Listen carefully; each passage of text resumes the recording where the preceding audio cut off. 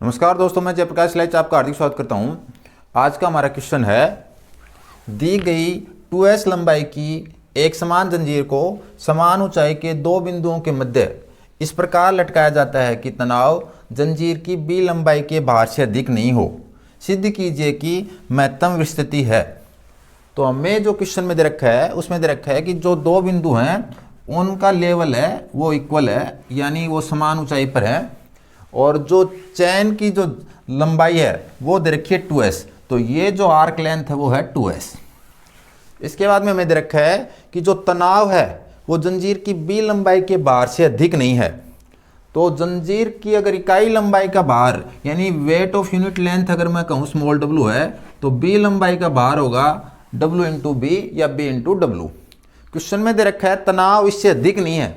अगर इससे अधिक नहीं है तो इसका मतलब या तो इसके बराबर है या इससे कम है। तो इसका मतलब किसी भी पॉइंट पे अगर हम टेंशन लेंगे तो टेंशन है वो क्या होगी, less than equal to W B. माना बी और डी हैं, दो पॉइंट ऐसे हैं जिनका लेवल समान है, यानी समान ऊंचाई पर हैं दोनों, और बी सी डी एक कैटनरी है जिसका सी न्यूनतम बिंदु है और इसकी जो लंबाई है वो है 2s जो कि गिवन है हमें, और इसका इकाई लंबाई का भार हमने माना कि स्मॉल w। तो फिर इस क्वेश्चन को किस प्रकार सॉल्व करेंगे। माना B तथा D समान स्तर के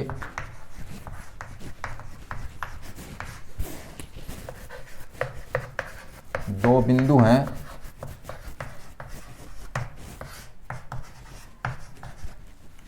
जिनके मध्य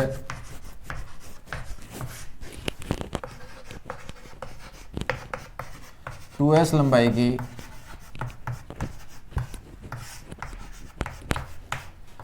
एक समान जंजीर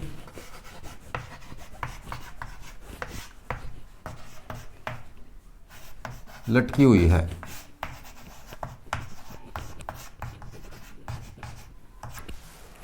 तो यहाँ पे ये जो जंजीर की लंबाई वो 2s है, इसका मतलब C से D की आर्क लेंथ भी s है और C से B की आर्क लेंथ भी कितनी है, s है। यानी अगर ये आर्क लेंथ भी s है और इस साइड में भी आर्क लेंथ कितनी है, s है।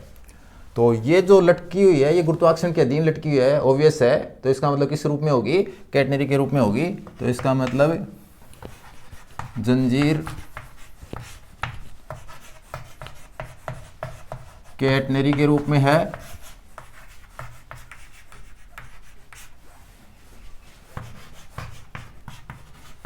तथा C इसका न्यूनतम बिंदु है। इसका जो लोएस्ट पॉइंट है वो कैपिटल C है। अब इसकी इकाई लंबाई का भार है वो हमने माना स्मॉल w। माना जंजीर की इकाई लंबाई का भार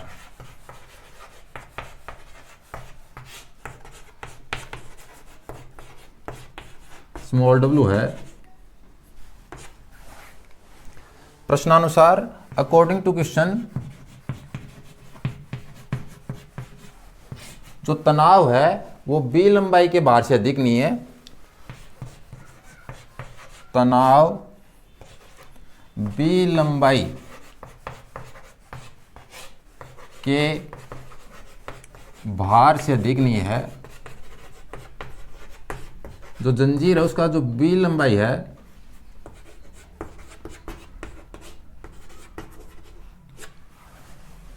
तो जो टेंशन है वो जंजीर की कोई भी पार्ट ले, अगर मान लीजिए ये पार्ट भी है तो इसका जो भार होगा उस भार से क्या है, अधिक नहीं है। तो अधिक नहीं है तो इसका मतलब क्या होगा, कम या बराबर होगा। तो this implies T is less than equal to B लंबाई का भार, और अगर इकाई लंबाई का भार W है तो B लंबाई का भार होगा BW। तो this implies T is less than equal to BW। तो अगर हमें कोई कहे कि तो T का मैक्सिमम मान क्या पॉसिबल है, तो T का मैक्सिमम मान है वो पॉसिबल है BW के इक्वल, क्योंकि ये वैल्यू T की BW से छोटी है उससे बराबर है। तो कोई भी मान लो मैं कहूँ कि किसी की हाइट मेरे बराबर या मेरे से छोटी है तो उसकी मैक्सिमम हाइट क्या हो सकती है, मेरे बराबर हो सकती है। तो इसी प्रकार ये T है तो T less than equal to B W है, तो टी की मैक्सिमम वैल्यू किसके बराबर हो सकती है, बी डब्ल्यू के। तो इससे हम ये भी कह सकते हैं, इसको equation 1, this implies T maximum equal to B W, इसे कहा मैंने इक्वेशन नंबर 2। हम पढ़ चुके हैं कि जो टेंशन है वो होती है प्रोपोर्शनल टू हाइट। तो अगर किसी पॉइंट का वाई कोऑर्डिनेट है वो जितना ज़्यादा ऊंचा होगा उस पर टेंशन भी उतनी ज़्यादा होगी, या इसे हम ऐसे भी पढ़ चुके हैं T equals to W Y. तो डब्ल्यू यहाँ पे क्या है, कांस्टेंट है या इकाई लंबाई का बार है। तो अगर मुझे कोई कहे कि किस पॉइंट पे टेंशन सबसे ज़्यादा होगी, तो इस पॉइंट पे होगी या इस पॉइंट पे होगी या इस पॉइंट पे होगी या इस पॉइंट पे होगी, तो मैं देखूंगा कि उस पॉइंट की हाइट जिसकी सबसे ज़्यादा, उस पॉइंट पे टेंशन सबसे ज़्यादा होगी। तो अगर इस पॉइंट की हाइट सबसे कम है, इस पॉइंट की हाइट सबसे ज़्यादा है, तो इस पॉइंट पे टेंशन सबसे ज़्यादा होगी। तो टी मैक्सिमम कहाँ मिलेगा, पॉइंट डी पर या पॉइंट पी पर। तो हमें टी मैक्सिमम अगर देखना है तो हम यहाँ कोई पॉइंट नहीं ले सकते। टी मैक्सिमम के लिए हमें क्या लेना पड़ेगा, या तो बी पॉइंट लेना पड़ेगा या डी पॉइंट लेना पड़ेगा। और दूसरा, अगर हमें मैक्सिमम स्पान ज्ञात करना है, ग्रेटेस्ट स्पान ज्ञात करना है, यानी महत्तम स्थिति ज्ञात करनी है, तो उसके लिए भी टी क्या होना चाहिए, मैक्सिमम होना चाहिए। तो ये वैल्यू मैक्सिमम कब होगी, जब टी का जो कंपोनेंट है इस डायरेक्शन में वो मैक्सिमम वर्क करे, और वो मैक्सिमम तभी वर्क करेगा जब टी मैक्सिमम हो। तो इसलिए हम क्वेश्चन को आगे सोल्व करते हैं। तो बिंदु डी पर ध्यान रखें कि बिंदु डी पर, क्योंकि टी मैक्सिमम वाला फॉर्मूला यूज में लेना है, तो मुझे बिंदु बी या डी इनमें से एक बिंदु लेना पड़ेगा। तो इनमें से कोई भी बिंदु ले लो, दोनों सेम ही रिजल्ट आते हैं, दोनों पे सेम फॉर्मूला लगता है, तो उससे कोई फर्क नहीं पड़ता। तो मैं बिंदु डी पे ले रहा हूं। महत्तम स्थिति के लिए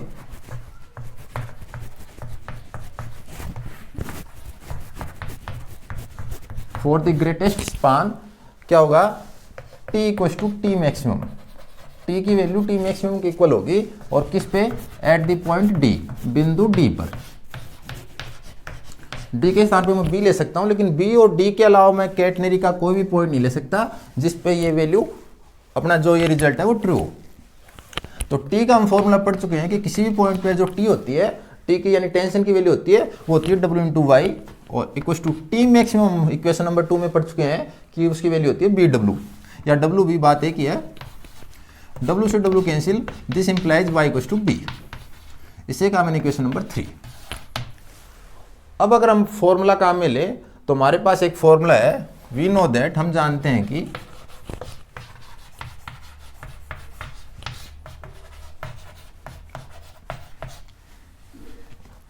सी square plus S square equal to Y square. तो ये फॉर्मूला हम पढ़ चुके हैं कैटेनरी के लिए, किसी पॉइंट पे लिए ट्रू होता है। तो अगर इस फॉर्मूले को मैं बिंदु डी के लिए अप्लाई करूं, तो मुझे मिलेगा C square plus S square equal to Y की वैल्यू बिंदु डी पर किसके बराबर होगी, बी के इक्वल होगी, तो इक्वल टू बी स्क्वायर। तो यूजिंग 3, समीकरण 3 से, इक्वेशन 3 से हमने यूज लिया, तो इक्वेशन 3 से मैंने y की वैल्यू बी पुट कर दी, और साथ ही साथ ये जो मैं फॉर्मूला काम में ले रहा हूँ वो किस बिंदु पे काम में ले रहा हूँ, बिंदु डी पर। इससे अगर मैं c की वैल्यू निकालना चाहूँ, देखो यहाँ पे s की वैल्यू, ये जो s अलग है और ये क्वेश्चन में जो s है वो अलग है। तो ये जो s है, तो बिंदु डी के लिए हमें जो लेंथ दे रखी है वो s दे रखी है, तो दोनों लग रहे हैं सेम है, लेकिन इनमें थोड़ा सा डिफरेंस है। आप चाहो तो इसमें स्टार लगा सकते हो, 1 लगा सकते हो, या सेम भी रख सकते हो, उससे कुछ फर्क नहीं पड़ता। तो सी स्क्वायर इक्वल टू मुझे मिलेगा B square minus S square, या मैं ये कहूँ कि सी की वैल्यू लेंगे तो सी की वैल्यू मुझे मिलेगी B square minus S square. इसे कहा मैंने इक्वेशन नंबर 4। अब मुझे सी की वैल्यू या सी स्क्वायर की वैल्यू जो भी चाहिए मैं इससे काम में ले सकता हूँ। अब मुझे महत्तम स्थिति ज्ञात करनी है, तो ग्रेटेस्ट स्पान ज्ञात करना है, तो महत्तम स्थिति, तो महत्तम स्थिति में वही वैल्यू रहेगी। तो ये जो बीडी डिस्टेंस है ये महत्तम यानी ग्रेटेस्ट स्पान है, और अगर ये डिस्टेंस x है तो इधर भी x होगा, तो टोटल हो जाएगा 2x। तो महत्तम स्थिति की वैल्यू होगी 2x, और हम x का फॉर्मूला पढ़ चुके हैं, तो 2 इंटू एक्स का x की वैल्यू अगर हम पैरामेट्रिक इक्वेशन यानी प्राचलिक समीकरण से रखें तो मुझे मिलेगी सी log sec psi plus tan psi। तो सी हम ज्ञात कर चुके हैं, sec psi और tan psi हमें यानी psi एंगल गिवन नहीं है, तो मुझे sec psi और tan psi की या तो वैल्यू निकालनी है या इनको एलिमिनेट करना है। तो मैं इसकी वैल्यू न निकाल के इनको पहले प्राचलिक समीकरण या एक हमारे पास नए समीकरण है उन दोनों की हेल्प से मैं इनको एलिमिनेट करूंगा और फिर मैं इस इक्वेशन की हेल्प से इस क्वेश्चन को सोल्व करूंगा। तो सबसे पहले मैंने इसे कहा इक्वेशन नंबर 5, सिंस कैटनरी के लिए फॉर कैटनरी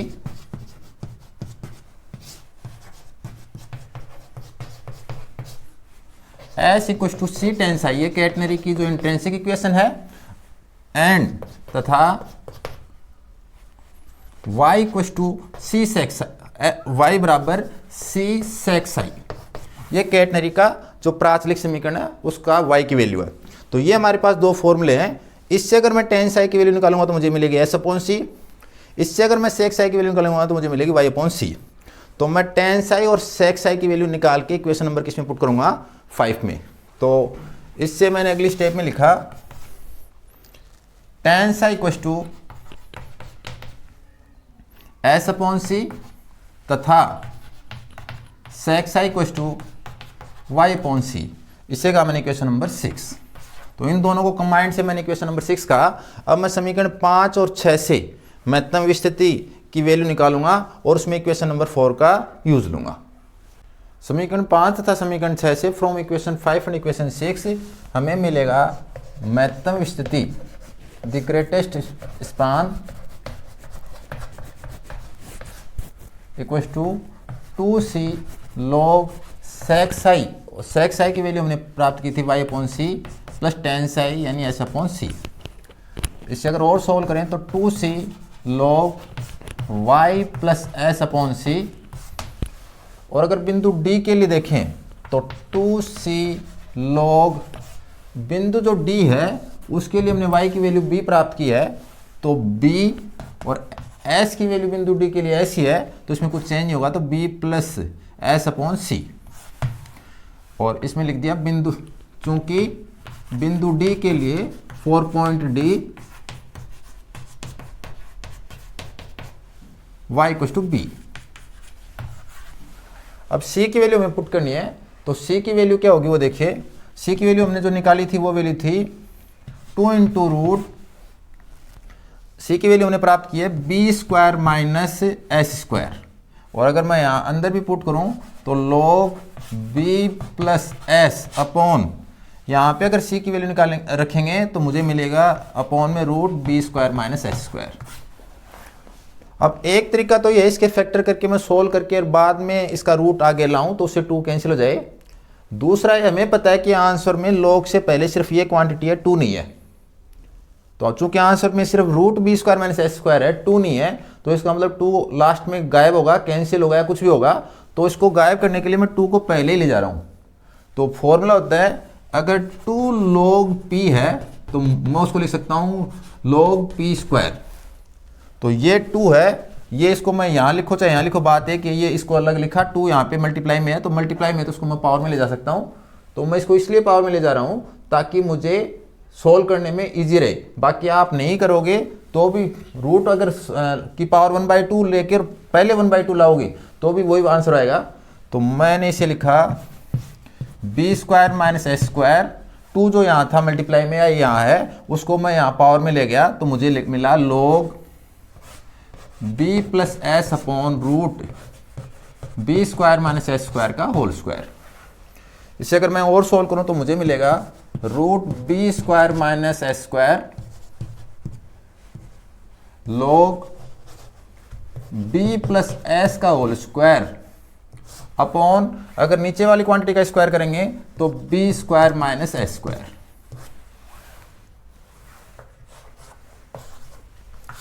इसे और सोल्व किया तो और सोल्व करने पर मुझे मिलेगा root B square minus S square log b plus S का whole square upon B square minus S square के मैंने फैक्टर किए, गुणनखंड किए, तो मुझे मिलेगा b plus S into B minus S.